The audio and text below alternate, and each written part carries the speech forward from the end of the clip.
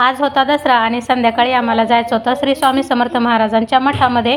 कारण दसऱ्याच्या दिवशी दरवर्षी मठामध्ये ना स्वामींना 56 भोगाचा नैवेद्य दाखवला जातो.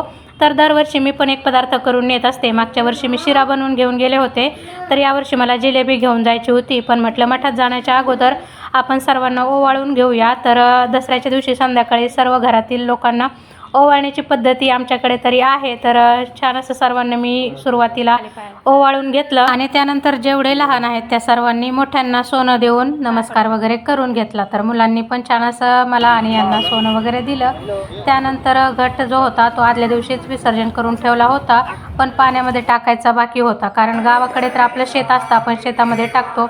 इथे काही तसं नाही, त्यामुळे पाण्यातच विसर्जन केला जातो. तर घट विसर्जन केला आणि त्यानंतर लगेच मठामध्ये आलो. आज गुरुवार होता, दसरा पण होता, त्यामुळे मठामध्ये एवढी जास्त गर्दी होती की आतमध्ये मला काहीच रेकॉर्डिंग घ्यायला जमली नाही. 56 भोगाचा जो नैवेद्य दाखवलेला आहे तर त्याचा फोटो मी इथे तुमच्यासोबत शेअर करत आहे. स्वामींचं छान असं दर्शन केलं, आरती वगैरे झाली आणि त्यानंतर आम्ही इथे राम मंदिरामध्ये आलेलो आहोत. या एकाच मंदिरामध्ये अजून खूप सारे देवाची मंदिरं आहे, जसं की महादेवाचं मंदिर आहे, शीतला देवीचं मंदिर आहे, हनुमानाचं पण मंदिर आहे, प्लस राम लक्ष्मण सीता तर आहेतच. सर्वांना सोनं वगैरे दिलं आणि छान असं दर्शन वगैरे करून घेतलं.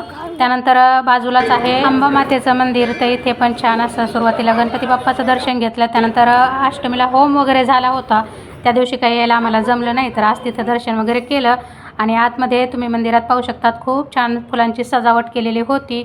छान असं इथे पण दर्शन वगैरे केलं आणि मातेचं रूप तर अगदी अंबा मातेच्या मंदिरातच बाजूला महादेवाचं मंदिर आहे, तिथे पण छान असं दर्शन घेतलं आणि खूप सुंदर असे कर्वे वगैरे सजवून ठेवलेले होते मंदिरात. त्यानंतर आम्ही गेलो घरी. आजचा व्हिडिओ तुम्हाला कसा वाटला ते मला कमेंट करून नक्की सांगा. बाय.